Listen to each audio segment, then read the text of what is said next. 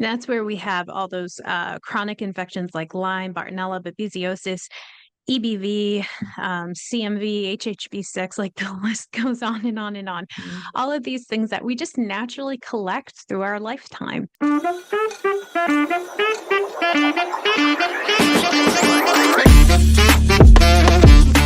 All right, y'all, let's jump in. I'm here with Dr. Lauren, and we're talking about all the things mold, mycotoxins, and all the co-infections that go along with that. And I'm excited to dive into all of the things that are involved around mold-related illness. So thanks so much for joining us today, Dr. Lauren. Oh, I'm so happy to be here. I love spreading the news about all things mold. So, yeah, thanks for having Yes. me. Yes, me too. I feel like this comes up a lot in my world lately, or has lately. I feel like this is kind of one of those like hidden things that people either A, don't often know about, or it's just one of those things that maybe conventional methods don't look at or don't recognize as being, potential root cause. So can you just actually, let's just start with kind of how you got into this realm of mold related illness and how you got into like being interested in all the things that surround that. Yeah. So that's a great question. I feel like everyone who finds their way into holistic health usually has some type of bump in their own Hmm. road that makes them do their self research and kind of Yep. forces them in a direction. I would say my combination was a little bit of both. When I got out of school, I ran back east, hung my shingle in a small Vermont town, and I had known of their history of Hurricane Irene. And I was just excited to like go be a little like local doctor in a small town and, was really wanting that and making that happen. And what I started to see was a lot of the typical like functional medicine approaches weren't sticking, like the B12, the vitamin D, all the things for anxiety, depression, and fatigue just weren't cutting it. Hmm. And then started to dig a bit deeper and started to find out how many people worked from home in that area and how many people had been flooded and how many of them had been like remediated. Mm. So that really moved me into the world of mold. And so I would say that's where it started. But then as time progressed, I've had my own run-ins with it. And I would say that has also spurred me along. And, looking back too, I've had family members who were profoundly impacted by mold at the time, and no one potentially knew or, Right, knew enough to say anything, and right.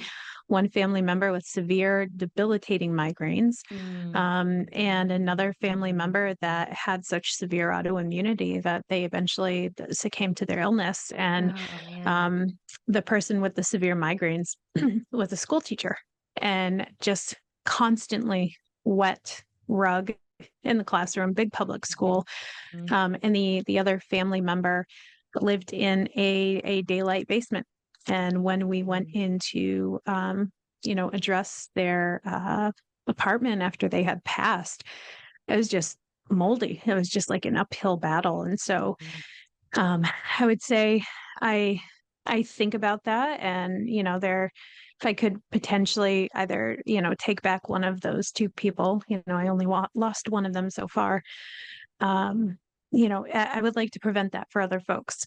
And so I would say like that has spurred me on, the fact that my clients, seem to do well. And so there's always this like I would say the thing that got you into it in the Mhm. beginning, and then the things that like kind of keep you going and evolve over time. So Yeah.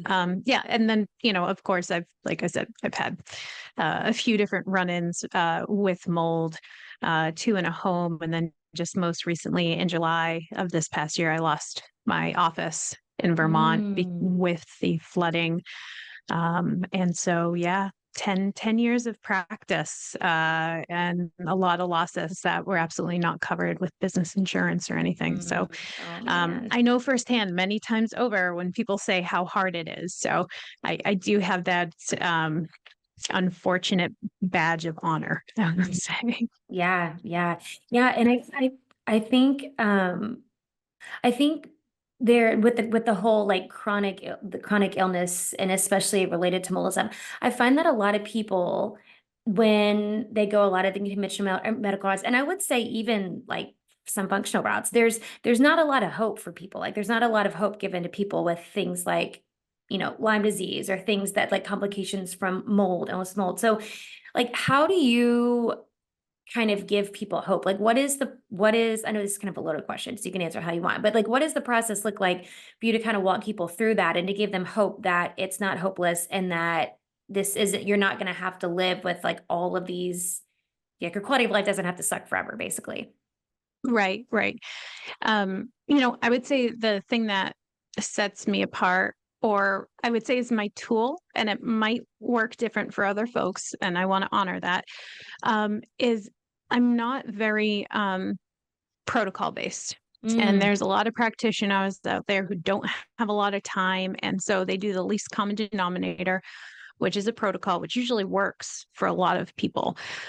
So I end up getting the folks that have gone through that and they, either had issues or there was no benefit or things of that nature. So usually I think it's a character fault and also a benefit, but I tend to be very, very granular and slow moving with clients.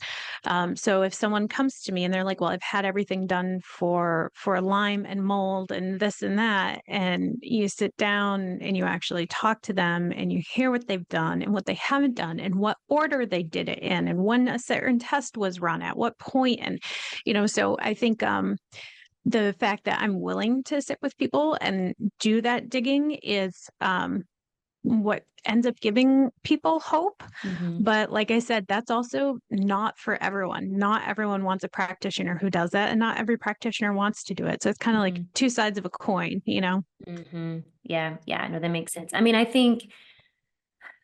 think that's really valuable because you're right. Not all practitioners do that, and not everyone has the capacity for that kind of like one-on-one, service to people. So I think that's very honorable. But when you're looking at we're looking at mold illness and mold related illness, that actually let's talk about that first before I ask you that question. Can you? I mean, I think we all know what mold is, but can you speak to just like generally speaking, like what is mold related illness and all these we keep saying co-infections, like what does that all mean? Sure. So mold in and of itself is the organism. It is the small little thing that moves everywhere outside of the body, inside of the body. It can exist as a single cell, and in that case, it's technically considered a yeast, or it can exist in a multicellular, so it needs lots of them in order to live, and that's where we consider things molds, but there's also lots of fungi beyond mold. So long story short, when we say mold, we mean the little living cell. And when we say mycotoxins, we say it's realistically referring to the toxins that are created by these molds. And these molds don't have an immune system. They need some type of defense in this stew of bugs that they live in. And so, that creation of those toxins really allows them to thrive and get a foot down in that space. Similarly, if it's on any type of host, whether it's a bat or a human or a dog or something, they need to secrete those things so that they can exist well and battle an immune system there. So these toxins are their immune system, they're their defenses. It's what protects them ultimately, but they suck for us. So not all molds produce toxins, mycotoxins. And you might even have a mold that produces toxins sometimes under certain conditions. Mm, So it's not an all or nothing thing. Like there are shades of gray there. Now, what I really want people to understand is the concept of mold related illness. The reason why we say mold related illness is because to just say mold illness, I think people, it's only saying that there's one type mhm, there is mold illness, that's it, hands down. Whereas mold related illness, I feel like opens it up to a grouping. So it includes allergies, it includes that toxic reaction we just spoke of, it includes colonization and infection, it includes that SIRS or that hyper immune system inflammatory situation, chronic inflammatory response syndrome in similar instances. So I think what I want people to understand is when we say mold related illness, you could be in a building and you could be experiencing a toxic reaction and also an allergy. And because Mm, those two things are existing together, we're calling it mold related illness because there's different facets multiple, that can right. happen because of that one exposure. Mm, So that's kind of the realm in which mold illness exists. And then separate from that, but also related, that's where we have all those co-infections. That's where we have all those chronic infections like Lyme, Bartonella, babesiosis, EBV, CMV, HHV6, like the list goes on and on and on. mm, All of these things that we just naturally collect through our lifetime. And what ends up happening in these situations is that the mold and its toxins, whether it's in your body as an infection or colonization, or whether it's in the environment, those things can suppress the immune system, letting those infections kind of run wild mhm, and get the best of you. right. And so there's definitely, I would say, a, a profound interaction between mold exposure and all of the historical infections that we've kind of collected, so to Mm, speak, over the mhm, years. mhm. So do you think that, and this is, I mean, this is strictly your opinion, you don't have to make it like, on God's honest truth, but do you think that when we're looking, like you're talking about all these co-infections, like do you see, and maybe just from your experience, like this is the mold really is the root cause of all of those things? So I would say, I love that you say opinion versus God's honest truth. I try to be as honest as possible. In fact, again, that's another character trait. Too much detail and too honest. So, Hey, it's not a bad thing. um, I would say I try to be very cautious in that I know that I love mold and I'm just enamored by it. And when you have a hammer, everything looks like a nail. Mm, Like that's, I have to be cautious about that. The same way Lyme literate doctors have to be very cautious about that. Um, do I see the immune system confusion underlying a lot of these issues? Yes. And I mhm, also see that chronic disease states of, you know, um, arthritis or hypoglycemia, blood sugar dysregulation issues, Alzheimer's issues like MS, ALS, all of these things, even heart disease, like really simple chronic stuff, mhm, is underlined by the just the chronic inflammation that we see everywhere in our world today. And that could be mold. That could be the stuff that we're slathering on our body. But in my perspective, what I usually see is that people are coming to me with a known mold exposure, they're mm, considering mold, and then we see all these issues that have come, correlating to it. So right. yeah, everything looks like a nail when you have a hammer. And Mhm, so yeah, I would say that mold plays a really big role. And the other part of that I really think we need to consider is mold is everyone's paying attention to antibiotics in the food. mhm, Everyone is paying attention to, trying to do organic um, cosmetics, right. where women are even paying attention to leggings that don't have Mhm, PFAs in them. Like we're all paying attention to this, but there's something about mold that people still aren't paying attention to. mhm, And yet all of us trying to clean up our lifestyle and our habits, we're not getting traction because this is such a huge issue. It impacts so many homes, so many workspaces that you so many people are impacted by it that it just seems like the least common denominator for so many illnesses out there. mhm. Yeah, yeah. No, I agree with that too. I do think it's kind of the overlooked piece of a lot of things. When you're looking at the co-infections, and I know I've worked with a handful of people with, you know, they suspect it's Lyme, but they haven't done the test, whatever, things like EBV. When you're looking at the co-infections and these like chronic infections, like these are things that like, I mean, it says it's chronic. And I know in a Mhm. lot of conventional spaces, it's like, this is what you live with forever. And you have kind of these um, like resurgences of symptoms or whatever. So is it possible I guess my question is, and ask that, is it truly possible to like completely heal from these chronic infections? And we can say specifically if like the root cause is the mold. Is it possible to Hmm. completely heal from this, or is this something that people just have to deal with the rest of their life and they can just kind of manage symptoms? I would say it's a little bit of both, but I don't want people to lose hope in a knee-jerk reaction way. Like, we don't have complete evidence that we have full clearance of these pathogens from your body. Mhm. There's something about your immune system starting to target these things and getting it under its thumb and keeping control of it. There's this concept of the pathobionte, which is I say bugs, hopefully people can interpret that well enough, like bugs in our biofilms that at Mhm. some point they're part of just our natural sludge, our natural mucus that our body produces. But at some point, they turn and they switch. A switch gets flipped and they go from being like normal carriage or normally held to something that just blows up and becomes an infection. I'm sure everyone here has a tiny little bit of C. diff in their gut, tiny little Mhm. bit that's well under control. Tons of people have, yeasts in their gut that's well under control.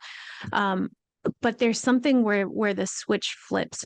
So when I think of these chronic disease states, even something like, and this is a little bit unrelated to mold, but something with like HPV Mhm. in women, I'm pretty sure you never get rid of these viruses. It's not like these viruses just magically go away or get 100% cleared. It's something that we carry with us. Mm. So, and we can't operate in a bubble. And that's the Right. other thing. So I say that very cautiously because I do think we carry these things with us for quite some time. And maybe if we fall off the rails a bit, we might have a resurgence, Right. Um, but yeah, I think it's part of something that lives with us. And we just want to make sure that we support our body and our immune system enough to not let it kind of flip the switch. Right, right, right. Yeah. Yeah. And that leads me to my next question, because I was going to ask you too, on that same note, like what does this support look like so that you don't flip the switch in the resurgence? Like what does it look like? Like what things are you avoiding or doing or not doing or whatever that kind of keeps your immune system in a happy place? Yeah, yeah. So let's see.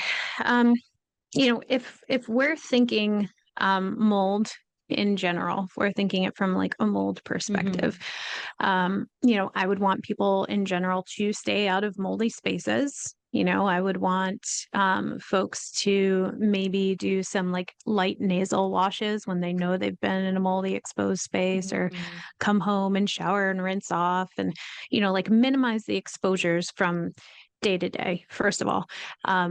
And if you minimize the exposures, then you don't really have too much of a chance to have things blow up again. Right. Because so there's that. And then we also have just taking care of yourself, and I hate saying this. I want to roll my eyes as I say it, but like managing stress. Yeah, I know. I feel the same. Like, You have to shut say it up. though. You have to say You have to say it, but here's the thing. I just want it. people to know that even to me, like that's just it's so offensive.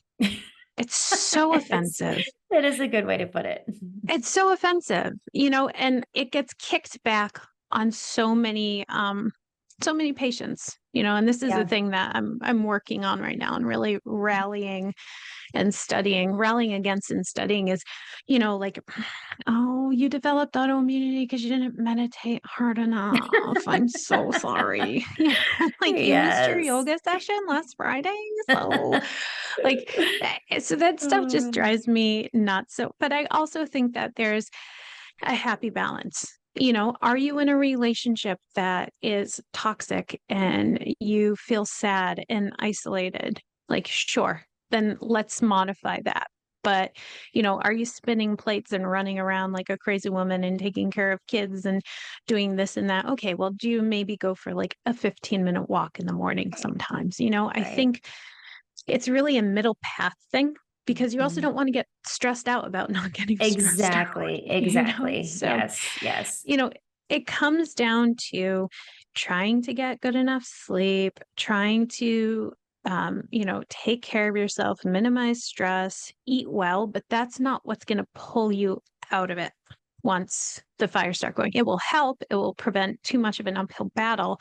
Mhm. But yeah, I think it's just minimizing all of your toxic burden and doing the best you can, and just taking a breather from things as much as you can, because that's really what happens with the immune system. I'm sure you've covered it with some of your other guests, but when we're in a stressful situation, it's the field of psychoneuroimmunology. If people want the science behind mind body medicine, there it is. It's Mm. psychology impacts the immune system, impacts Mhm. the nervous system.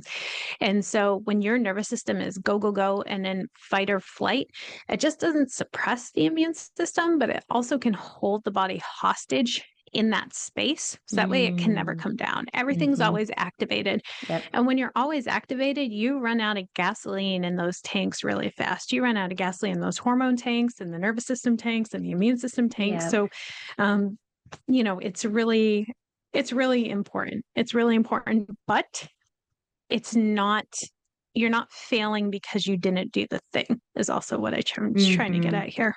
Yeah. Yeah. Yeah. No, that's a good point. That's a really good point you brought up. So for people listening that are wondering, because I probably should have asked this before, but for people who are wondering all these co-infections and talking about mold related illness, and I know this, again, this is a question that you could answer 5,000 different ways, but what are, I guess, some of the more common symptoms that show up for Yeah. people that might be related to or be mold related illness? Yeah, yeah. So I love all the weird symptoms, and I love chasing the biology of why does that person's left foot hurt and how could that be related to mold? But that's not the discussion we're having. Um, I find the most common complaints that come to my practice are fatigue, brain fog, and sleep disturbances. Mm. And that's in adults. That's in adults. In children, it's usually like gut stuff, um, asthma, Mm. maybe behavioral issues. Mhm. So that's a big component. Mhm. Um, if we were to tease it further out, um, what I really got at there could be a mix of histamine and toxic reaction. But we also have to lump in there, a lot of folks have, if we're just going more of a histamine perspective from exposure, more of an allergenic perspective, Mhm. people are going to have the itchy dry eyes, the cough, the shortness of breath, the watery eyes, the itchy ears, the constant, clearing their throat. Those are all Mhm. things that are very common, but the ones that I listed, the brain fog, fatigue, those are the ones that get overlooked a Mhm. lot because it's part of aging. It's, Right, right, it's, right, right. it's, yeah, or it's in your head and there's no Mhm. measurement for your primary care to do it. So then, they throw you on an antidepressant and scoot you Yes. along. Yes. Those are the ones I see the most often in my practice, again, because treatment fails everywhere else. And so Right. those are the ones I see more often, but there are very common, well-known mold allergy symptoms that exist across the board. So I would say it's a mix of both in the general Yeah. public, Mhm. but for my clients, the fatigue, brain fog, Mhm. insomnia picture. Yeah. So for those listening, or maybe they have family members that are kind of in this boat, what would be like the first step? So someone who is either, because I've had that experience with clients too, where it's like the fatigue, that drives me crazy. The fatigue thing, like, oh, it's just your hormones, or the brain fog thing, whatever.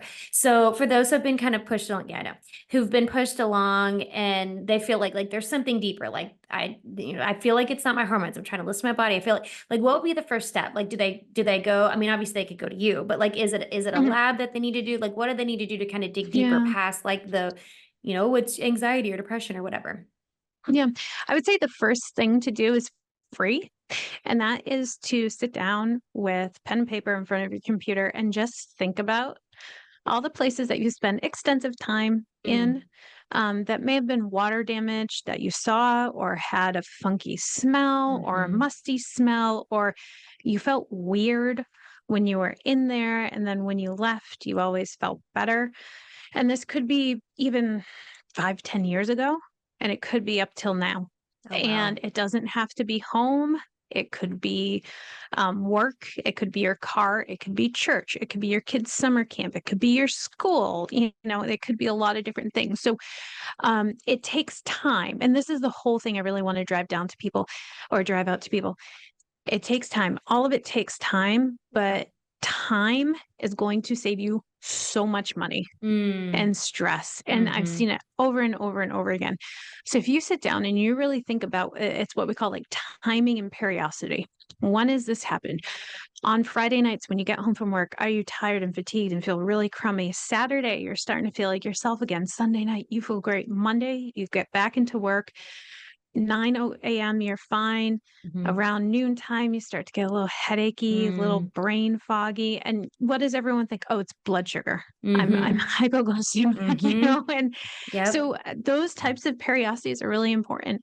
And when you're thinking about it for kids, it's like, okay, do they do better during the summer when they're not in school? Are they Mm. more attentive? Do they have less like allergic shiners during the summertime? It's maybe not just because you're relaxing on vacation that you're Right. feeling better. It could be because you're out of your moldy home. So, Right. um, yeah, sitting down with a piece of paper and just thinking about it. And if you can't recall anything in the past, then just start to track your symptoms and what's going on and kind of how it comes and goes based on where you are.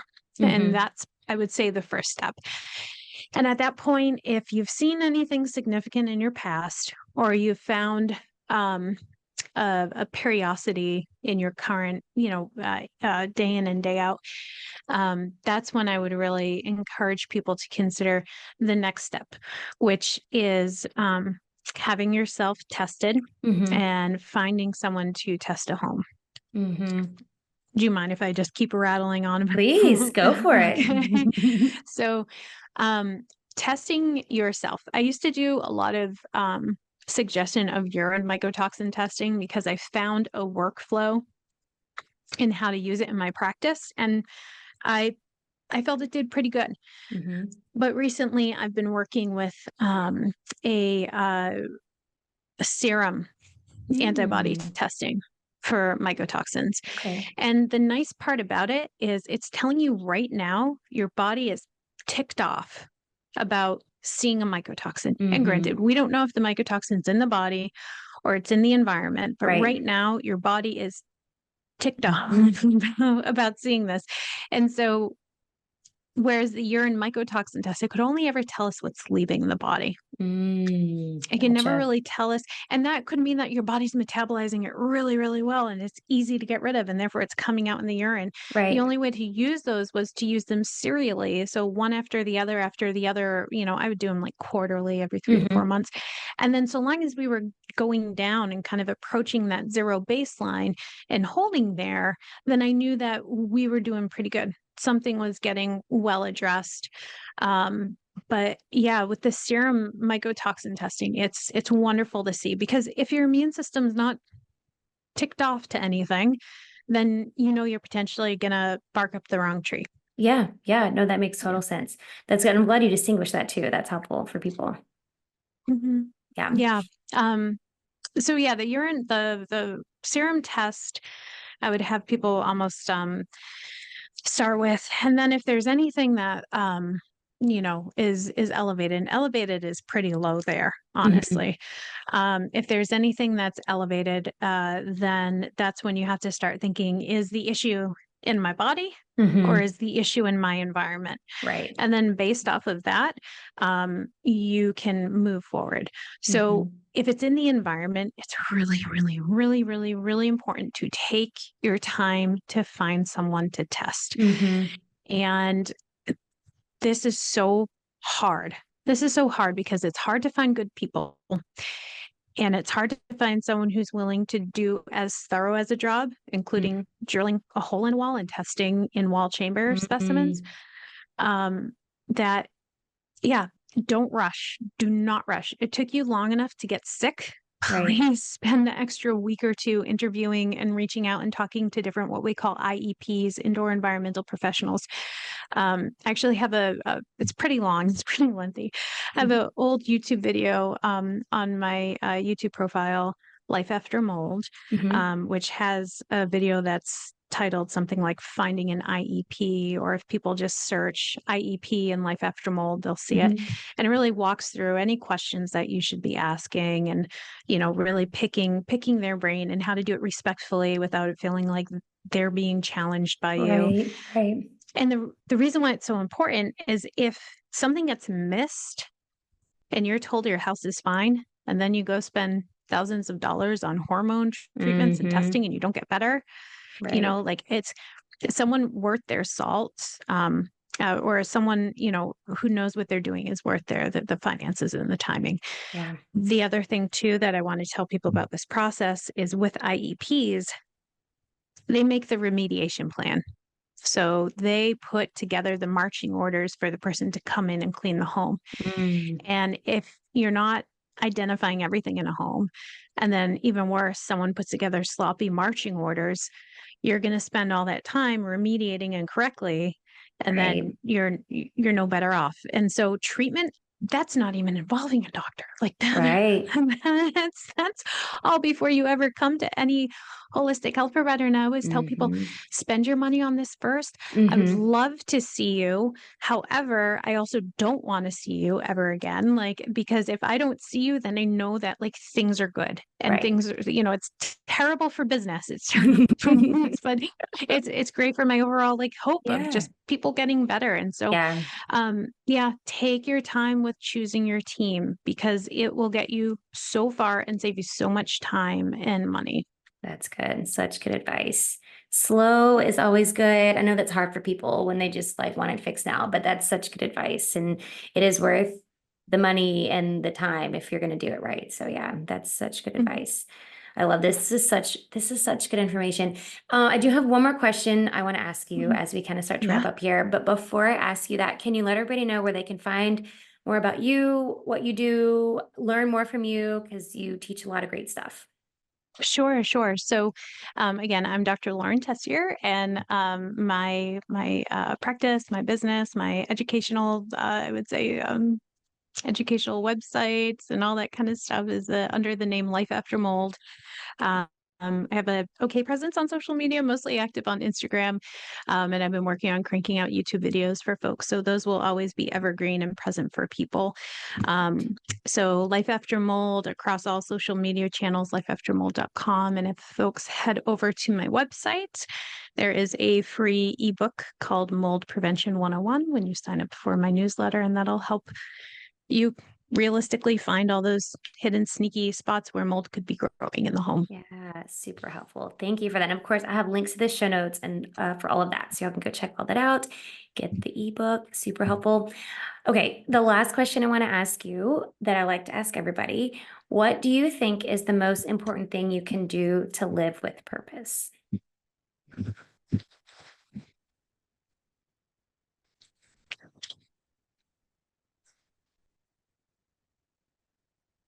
Find the things that make you happy. Find the things that make you happy. You know, the first thing that popped into my head was my kiddos, you know. I think when we're motivated by a happy nervous system and a chilled out heart, or even a joyous heart, or, you know, I think just finding your happiness or a piece of happiness can definitely help guide your purpose. I love that. So good. So good. Thank you so much, Dr. Lawrence. This is super informative, and I know it's going to help a ton of people. And I think just the work you're doing is, I mean, it is helping people to find answers, but then just to not be spinning their wheels. Like, you have such good advice and such good informative information. So thank you for all that you do and for sharing your time with us today. Yeah, thank you for having me. This has been great.